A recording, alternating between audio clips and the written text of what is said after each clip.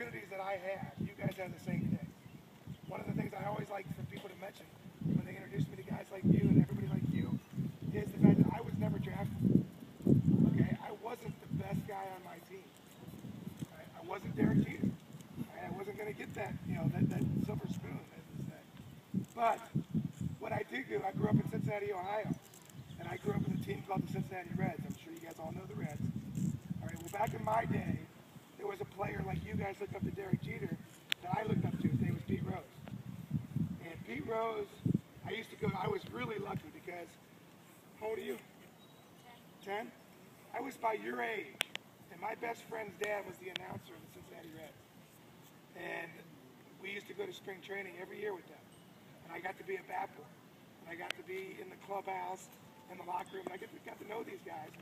And during those years, like you guys know the Yankees from all the World Series, the Cincinnati Reds were the big World Series team back then, right?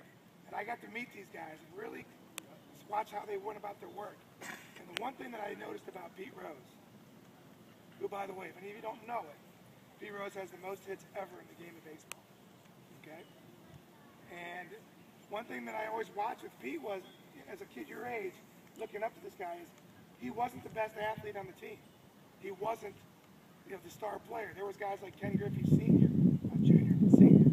There was, George Foster, Johnny Bench, Joe Morgan.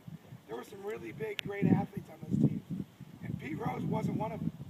But the one thing that I always remember as a kid is we used to go pick up the baseballs when they were hitting in the batting, like you guys had the batting cage here. Pete would be hitting in the batting cages, and instead of him having to pick the balls up, me and Tommy, my friend, would pick the balls up. Well, he used to do this drill every time after everybody had left for spring training.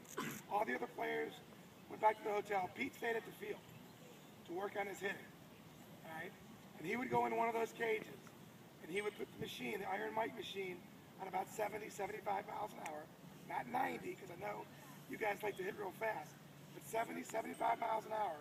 And he would tell Tommy and I, now I did this for 4 years, he would tell Tommy and I want you to watch when I hit. And I'm going to hit 50 balls to left field, 50 balls to center field, and 50 balls to right field. And I want you to count how many times I hit the ceiling or how many times I hit a ground ball. All right?